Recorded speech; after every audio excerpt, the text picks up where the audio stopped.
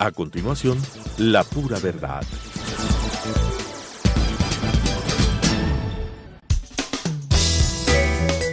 Clasificación B, bajo supervisión de un adulto.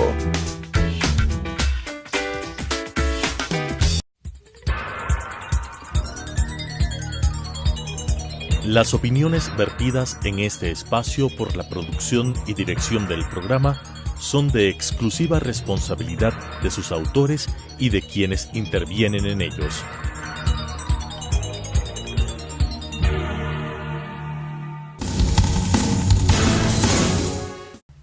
Más de 600,000 firmas recogió la agrupación juvenil Yas Unidos en 2014 para solicitar una consulta popular respecto de la explotación petrolera de la zona más biodiversa del mundo. Miles de firmas para esta solicitud fueron anuladas por el tamaño o peso del papel, por errores tipográficos o supuestas inconsistencias. Estos jóvenes que recogían las firmas en las plazas, universidades, mercados, movilizaron la conciencia ciudadana hacia la necesidad de dejar en el subsuelo al oro negro. Al mismo tiempo, y posiblemente con la misma fuerza, se levantó toda la maquinaria estatal para perseguir a los activistas, literalmente perseguir, intimidar y callarlos. Esto se supo con certeza y detalles en mayo del 2015, cuando fue hackeada la página de Hacking Team, empresa que supuestamente proveía del software para el espionaje oficial. Se intervinieron teléfonos, escuchaban conversaciones, rastreaba el geoposicionamiento de los activistas, se los perseguía y monitoreaba de lejos, y se infiltraban espías que brindaban información desde adentro. Pero seguramente la actuación más clara del correísmo fue la que protagonizó Domingo Paredes. Como presidente del Consejo Nacional Electoral, descartó casi 300,000 firmas para que no haya dicha consulta popular, y la explotación anhelada por el ex entonces primer mandatario Rafael Correa se produzca según lo planeado. Quienes vivimos este proceso no imaginamos que tan solo 2 años más tarde llegaría una especie de revancha de mano del sucesor de la Revolución Ciudadana, Lenín Moreno Garcés. En la pregunta número 5 de la consulta popular, el presidente ecuatoriano plantea consultarle al pueblo la disminución del 1,000 a 300 hectáreas como zona permitida para la explotación.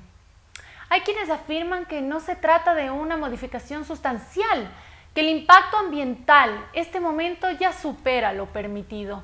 Hay quienes comparan los 3.500 millones que el gobierno esperaba recaudar por la iniciativa Yasuní-TT con los 2.000 millones que se han perdido por intermediación petrolera y venta del crudo en condiciones perjudiciales para el país, que sumados a los casi 1.000 millones que se habría logrado en compromisos internacionales, habrían evitado, en teoría, la explotación petrolera. Es decir, si no hubiese corrupción, las especies y pueblos de la zona intangible tendrían mayor esperanza de conservación, pero no fue posible. Recuerden, estamos en el gobierno de Correa y Glass, épocas de atracos mayores. Para conocer cómo reciben esta respuesta de pregunta para la consulta popular, los activistas y ciudadanía hemos invitado a Natalia Bonilla. Ella es antropóloga, ecologista e integrante de la agrupación Acción Ecológica, que conforma Yas Unidos desde 2013. En el programa de opinión libre, La Pura Verdad, estamos analizando a una de las preguntas planteadas para la consulta popular. Hoy trataremos la relación con la explotación petrolera en el Yasuní. Soy Ana Mercedes Galarza y ahora iniciamos. Telesucesos Canal 29 UHF presenta La Pura Verdad, un programa de opinión política que analiza las temáticas de actualidad y de interés social, político y económico del Ecuador, con la conducción de Ana Galarza. La Pura Verdad. Desde 1972, Ecuador inició la extracción y explotación del petróleo, sumando este beneficio como un eje económico importante al país. Sin embargo, los efectos colaterales en el impacto ambiental han sido significativos. Al calentamiento global se le suma la pérdida indiscriminada de la biodiversidad. Siendo el Ecuador uno de los 19 países más megadiversos del mundo, la situación ambiental es crítica. La iniciativa Yasuní ITT se la presenta como un ambicioso proyecto que pretendía salvar al Parque Nacional Yasuní de la explotación petrolera. El expresidente Rafael Correa en el año 2007 anunció ante las Naciones Unidas la propuesta de mantener el crudo de los campos del Parque Nacional indefinidamente bajo tierra si la comunidad internacional contribuía al menos con la mitad de las utilidades que recibiría el Estado en el caso de explotar el crudo. En la propuesta, el no permitir que el petróleo sea extraído habría evitado la emisión de 407 millones de toneladas de CO2. También la deforestación ligada a la actividad petrolera, la cual afectará, según los entendidos en el tema, a 198.000 hectáreas por año, con una tasa anual del 1.4%, una de las más altas de América Latina. El 15 de agosto de 2013, el mismo gobierno de Rafael Correa dio por terminada la iniciativa y emprendió la extracción del crudo, señalando que solamente el 0.01% del Parque Nacional será utilizado, olvidando la anhelada conservación que él mismo planteó. El Parque Yasuní tiene una extensa área de 9.820 kilómetros cuadrados entre las provincias Pastaza y Orellana. Este parque fue nombrado como Reserva de Biosfera por la UNESCO en 1989 por ser la zona más biodiversa del planeta. El Yasuní, en una sola hectárea, alberga a 655 especies de vegetales, 600 especies de aves, 80 murciélagos, 150 de anfibios y un estimado de 100.000 especies de insectos. Además, sirve de hogar para las comunidades indígenas como los Guarani, Wao, Tagaeri y Taromenae, grupos en aislamiento voluntario. El Yasuní es invaluable. Es imposible medirlo por las cantidades de dinero a obtener por su destrucción. Sin duda, sería una de las pérdidas más lamentables para nuestro país. Agradeciendo el hecho que hayas aceptado y que quieras compartir este espacio para que la ciudadanía sepa un poco más la opinión de quienes han luchado tanto por defender el espacio más biodiverso del mundo, tantas especies, tanta fauna. También tenemos un territorio que se supone debíamos proteger si estamos hablando de un cambio ambiental no solo a nivel nacional, sino global. Y tenemos la fortuna de tener todavía esta maravilla que es el pulmón del mundo y que simplemente por lucrar, para que de ahí salgan los acuerdos entre privados, sea violentado. ¿Les convence al 100% esta pregunta planteada por el presidente Lenín Moreno? Bueno, muchas gracias por invitarme, por darnos una oportunidad de poner nuestra voz. Pues yo quisiera decirte que nosotros consideramos que es muy importante que la ciudadanía sea consultada. Que por una vez, que en esta ocasión se haya abierto la posibilidad de que podamos dar nuestra voz, presentar nuestra opinión con respecto al Yasuní. Si bien es cierto, no es la pregunta que nosotros habíamos planteado, en la cual nosotros proponíamos que se deje indefinidamente el crudo del ITT en el subsuelo. Si bien no es esa pregunta, sí consideramos que hay un avance. A la ciudadanía ahora se nos permite opinar de temas que son radicalmente importantes en este momento y además para las futuras generaciones y con respecto a un espacio que es sagrado y que tiene un valor mucho más allá del económico, que es la biodiversidad que contiene y además que es el refugio de los pueblos en aislamiento voluntario, los Tagaeri y los Taromenanes. Entonces es muy importante que se haya abierto este espacio de debate. Ahora sí que nosotros todavía tenemos muchas más expectativas con respecto a esta pregunta y son expectativas que esperamos que la Corte Constitucional las cumpla. Nosotros esperamos que esta pregunta tenga un anexo. De las preguntas que envió el presidente Moreno para la consulta popular, todas tienen un anexo, quiere decir una parte explicativa de qué significa que gane el sí, por ejemplo, y cómo se aplicaría. Pero en el caso de la pregunta del Yasuní no hay un anexo. Nosotros entonces hemos enviado a la Corte Constitucional un amicus. Estamos esperando que la Corte Constitucional nos reciba para presentarle este amicus. Y justamente aquí indicar, pedir, ¿dónde sería la ampliación de la zona intangible? Porque entendemos que la zona intangible tiene el propósito de defender la vida de los pueblos indígenas en aislamiento voluntario. Ese es el propósito. Entonces esperamos que nos enseñen justamente dónde será esta ampliación para cumplir con este propósito, por una parte. Y por otra parte también que nos digan en la reducción cómo sería ejecutada. Porque es muy importante señalar que al momento ya se está explotando el bloque 31 y también se ha empezado ya con las perforaciones en el bloque ITT. Y de los cálculos que nosotros hemos hecho, que se han hecho de varias formas, con varias metodologías, se ha definido que al menos 700 hectáreas ya están siendo impactadas, ¿sí? Entonces ahora el presidente nos dice que se va a reducir a 300, pero ya están 700 siendo en este momento ya perjudicadas. Entonces lo que nosotros decimos es, esto significaría entonces, si es que de ganar el sí esta pregunta, que ya no haya más perforaciones en la zona intangible. Entonces, basándome en tu respuesta, se podría entender que esta agrupación o quizá los grupos de ecologistas, que deberíamos ser todos los ecuatorianos, porque el oxígeno, nuestros ríos limpios, los pulmones del mundo no se pueden hacer con dinero, ¿no? Pero basándonos en la respuesta, muy interesante, por cierto, ¿ustedes harían campaña por el sí?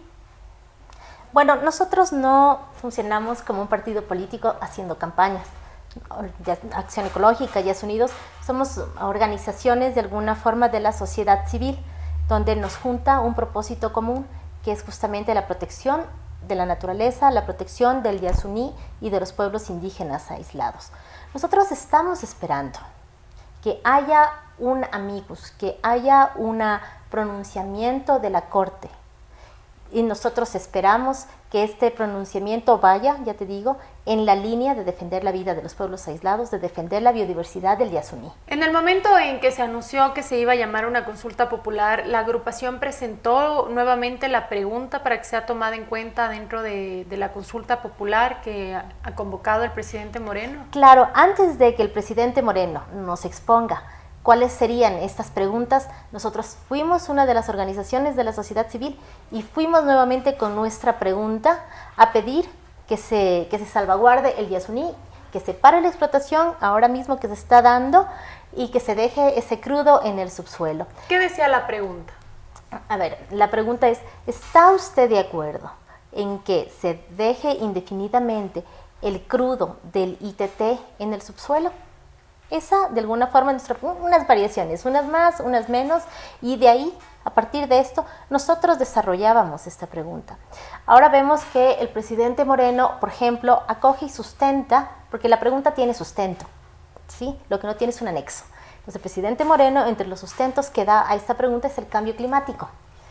Es que reducir la deforestación del Yasuní va a aportar también en cuanto al cambio climático.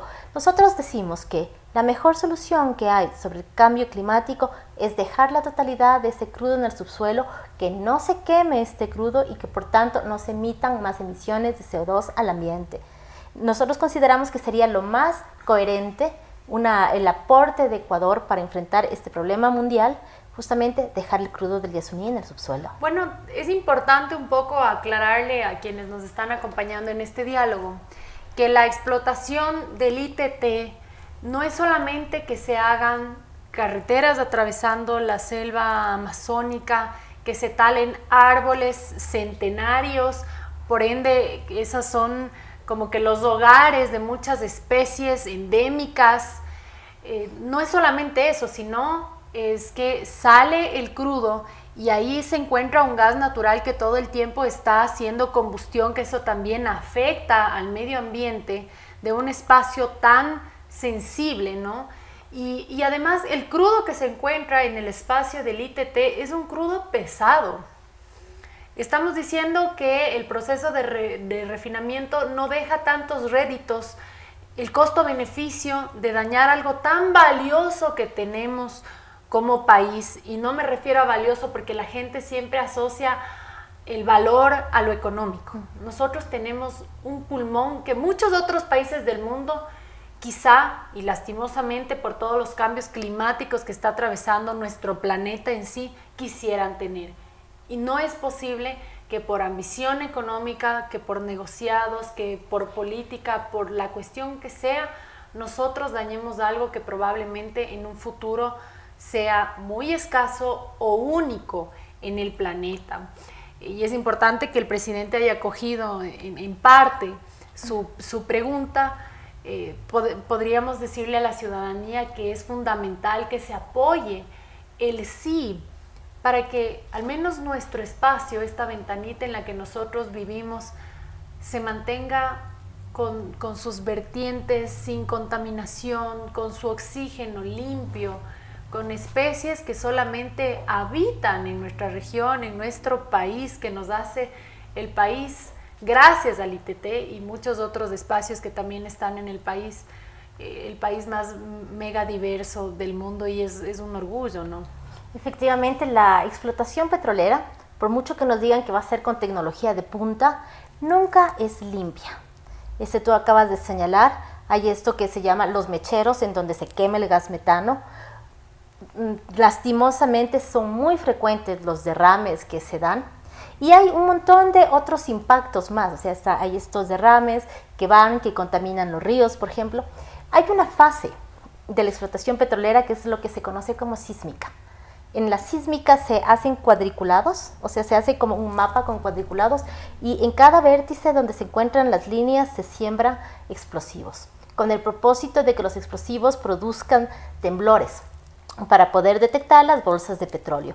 Estos temblores son muy perjudiciales para el medio ambiente. Estos temblores asustan a la fauna, a las aves y también a las personas que habitan ahí. Vuelvo a decir, estos son espacios donde viven los pueblos indígenas en aislamiento voluntario, los Tagaeri Taromenanes, que son pueblos cazadores recolectores. Si es que los animales salen huyendo por los temblores, las personas primero que se asustan, porque es algo totalmente desacostumbrado, y uno está en paz y tranquilidad y haya un temblor, y después obviamente tienen que ellos salir persiguiendo a las manadas para poder alimentarse, que se mueven de una forma que no es acostumbrada para ellos. Estos son, por ejemplo, otro de los impactos que tiene la explotación petrolera que se está dando en este momento en el 31 y en el ITT, y que nosotros esperamos que con esta consulta sea parada. Hay otra duda también muy grande que nosotros tenemos, y es que hemos oído con pesar de alguna forma que el ministro de Hidrocarburos, el ministro Pérez, está señalando que si quieren abrir nuevos pozos petroleros en lo que se conoce como la zona de amortiguamiento de la zona intangible. Hay que señalar que en la zona intangible está vedada a perpetuidad todo tipo de actividades extractivas. Y en la zona de amortiguamiento, de igual forma, está prohibida la construcción de nuevas infraestructuras petroleras, lo cual quiere decir que si es que se aprobara que las 300 hectáreas que nos plantean en la consulta, que sea dentro de la zona de amortiguamiento, ¿es ilegal? Exactamente, es algo ilegal. Porque la Asamblea, cuando dio el permiso de explotación del bloque 31 y del bloque 43, conocido como ITT, puso estas condiciones: que no se explote dentro de la zona intangible, cual quiere decir también en su zona de amortiguamiento, y que si es que hay avistamiento de pueblos indígenas en aislamiento voluntario, se detenga de inmediato toda actividad petrolera. Y esa es justamente otra de las noticias que nos dio ahora el ministro Pérez, y es justamente que nos señaló que en la zona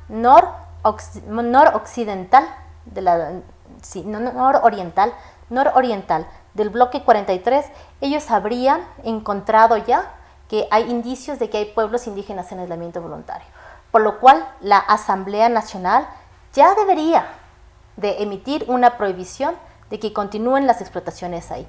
Justamente eso, nosotros hace 2 semanas, acudimos a la Asamblea Nacional para pedirle justamente que se detenga la explotación en el ITT debido a las declaraciones que hizo el ministro Pérez. Fuimos escuchados por la Comisión de Control y Participación Social, y toda la comisión en pleno acogió esta propuesta, y esperamos que se la presente al pleno de la Asamblea para que se detenga la explotación en el bloque 43. Todo esto siguiendo las declaraciones que ha hecho el ministro Pérez y que también ha entregado mapas, por ejemplo, a los periódicos. Está esta información en El Comercio, está esta información en El Telégrafo. Entonces, en coherencia a lo que manda la Asamblea Constituyente y a los datos que nos está dando el ministro Pérez, esta explotación debería en este momento mismo ya suspenderse. Natalia, muchos entendidos, interesados en el tema, se han manifestado y han coincidido en que el ITT ya había sido explotado previo a que la Asamblea Nacional autorice. ¿Qué de cierto hay en estas declaraciones? Bueno, hay algunos mitos. O sea, por ejemplo, este es uno de ellos. En el ITT, que recibe su nombre por Ispingo Tambococha Tiputini, lo que hubo es una exploración y efectivamente hubo una perforación de esos 3 pozos, ¿sí? Pero estos no empezaron en producción, debido a que justamente, como ya se señaló, ahí hay un crudo muy pesado que cuesta mucho sacarlo y que más o menos la proporción es que salen 98 barriles de agua de formación por cada 2 barriles de petróleo. Entonces, debido a esto es que se dejó ahí y solamente, digamos, se empezó como una fase de explotación. Ahora, la Constitución del Ecuador prohíbe que haya explotación petrolera en áreas protegidas, especialmente en parques nacionales. Y además de eso, existe la zona intangible. Entonces, por ese motivo también es que se dejó de explotar el Ispingo Tambococha Tiputini, hasta ahora que hubo la autorización de la Asamblea Nacional para que haya esta explotación. Pero digamos, esto que se dice es como parte de los mitos. O sea, yo he escuchado cosas como, por ejemplo, que sí, que están haciendo explotación horizontal desde Perú y que se nos están robando los peruanos el petróleo. Tampoco es cierto. Existe una tecnología de perforación horizontal, pero nunca llega tan lejos. Entonces tampoco es eso cierto. Y realmente la riqueza del Yasuní está en el bosque, está en la biodiversidad. Abajo del Yasuní también hay una reserva de agua gigantesca, que es de las más importantes de Latinoamérica. Esa es la verdadera riqueza del Yasuní. Si, por ejemplo, esta reserva de agua dulce que se encuentra en esta parte del Yasuní llegara a contaminarse por la explotación petrolera, por algún accidente que pueda llegar a suceder, estaríamos perdiendo una riqueza incalculable, que sería el agua limpia, sobre todo en estas épocas del cambio climático. Bueno, quisiera que nos expliques un poco en cómo se han visto afectadas las comunidades con la explotación petrolera, además del susto por los temblores que ya nos explicaste. Bueno, esto hay que diferenciar dependiendo de qué comunidades nos estamos refiriendo. Las aisladas y las no aisladas, pero que están cercanas a la explotación petrolera del ITT. A ver, sobre los pueblos indígenas en aislamiento voluntario. Este es un tema muy delicado que hay que tratarlo con mucho cuidado y que yo considero que es muy importante que la población ecuatoriana se entere cada vez más. Porque estos pueblos que habitan en el Yasuní, en todo el Yasuní, en parte del territorio guaraní también, se movilizan. Se han identificado alrededor de 4 grupos diferentes de pueblos en aislamiento voluntario. Estos grupos son nómadas y se movilizan cíclicamente en el Yasuní. Se van trasladando durante décadas o se van trasladando también anualmente, por ejemplo, atrás de las chontas, de la palma de chonta cuando florece, y al mismo tiempo de la movilidad de los animales para poderles cazar. Estos pueblos han sido muy atacados, hay que decirlo. Han sufrido muchas muertes, masacres. Una de las más importantes ocurrió en el 2003. Esto fue instigado por intereses madereros que entraban al Yasuní a sacar el cedro. La madera de cedro tiene un valor de $3,000 el metro cúbico. Entonces estos grupos de madereros ilegales instigaron para que suceda esta masacre. Hubo otra en el 2013. Pese a que existían medidas cautelares, eso quiere decir que el Estado tiene la obligación de proteger la vida de estos pueblos. Pese a eso, hubo otra masacre en el 2013, donde también murieron cerca de 30 personas. Y hay que decir que todo esto de acá también se da porque el territorio de estos pueblos está siendo cercado. Estos pueblos están siendo aislados de la sociedad ecuatoriana, que lo rechaza, que no quiere ver lo que sucede, que no se conduele cuando ellos mueren, que no pide al Estado, que no exige al Estado medidas eficaces para su protección, que por el contrario, tenemos un Estado que lo que ha hecho ha sido cercarles, ponerles por una parte que se amplía la frontera de la colonización, petroleras por todas partes de su territorio. Y ahora esa nueva ampliación en el ITT también es un cerco más para la vida de estos pueblos. La Corte Interamericana de Derechos Humanos obliga al Estado a la protección de los pueblos en aislamiento voluntario. ¿No es esta una norma superior incluso a la Constitución de la República del Ecuador? Es decir, puede ser que no se esté explotando en la zona misma donde ellos están habitando, pero si se sienten invadidos por los temblores, porque realmente sí afecta a la fauna, a la flora endémica del lugar. ¿No se supone que no deberían en lo absoluto sentir ese tipo de intromisiones en su ambiente de vida? Justamente la Comisión Interamericana de Derechos Humanos, en su dictamen de medidas cautelares, le pide al Estado que prohíba el ingreso de terceros en el territorio de estos pueblos. Y de alguna forma, cuando se está dando licencia verde, un paso verde, para que haya la explotación en el ITT, en el 31, para que se continúe con la explotación en otros bloques como Armadillo, como el bloque 16, sin que hayan unas directrices, sin que hayan unos protocolos estrictos, se estaría incumpliendo con este dictamen de la Corte Interamericana. Nosotros en mayo de este año, conjuntamente con la Fundación La Vaca y con la Fundación Land is Life, hicimos un recorrido en la zona sur de la zona intangible. Y nosotros encontramos que en el río Curaray habían campamentos de madereros, habían campamentos de cazadores ilegales que ingresaban desde Perú, desde una frontera que estaba descuidada, donde no habían controles militares, por ejemplo, y que estos madereros estaban en plena zona intangible. Estos cazadores que estaban realmente haciendo gran acopio de carne estaban ahí y que no había ningún control hacia ellos y que ellos efectivamente podrían poner en riesgo la vida de los pueblos en aislamiento voluntario. Por eso es que nosotros decimos, hay que tener una política integral. Eso es lo que se necesita. Una política integral para proteger la vida de estos pueblos, que incluya, por ejemplo, la vigilancia de las fronteras o incluso poder hacer una reserva binacional Ecuador-Perú, porque estos son pueblos transfronterizos, para que se puedan mover, ¿sí? Una política de paz también en todo el territorio que habitan estos pueblos, que incluye a sus vecinos guauranis, que se satisfagan las necesidades también del pueblo guaurani para que se desarrolle ahí una política de paz. Natalia, nuevamente agradecerte a nombre de todas las personas que estamos interesadas en cuidar a nuestra Pachamama. Si se nos daña la casa, se nos llena de agujeros, quizá podremos cambiar el tejado, el zinc, el Eternit, podemos en el peor de los casos cambiarnos de casa. Si ya no estamos de acuerdo con vivir en un país, nos cambiamos a otro país, pero si dañamos nuestro planeta, ¿a dónde nos vamos a vivir?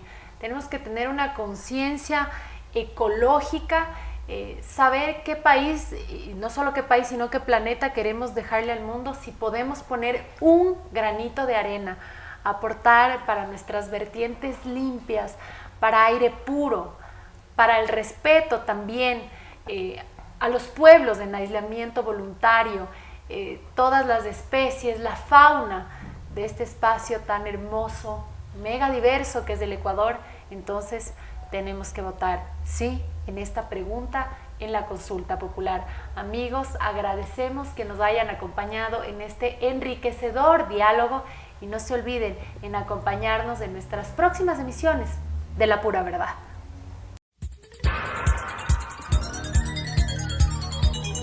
Las opiniones vertidas en este espacio por la producción y dirección del programa son de exclusiva responsabilidad de sus autores y de quienes intervienen en ellos.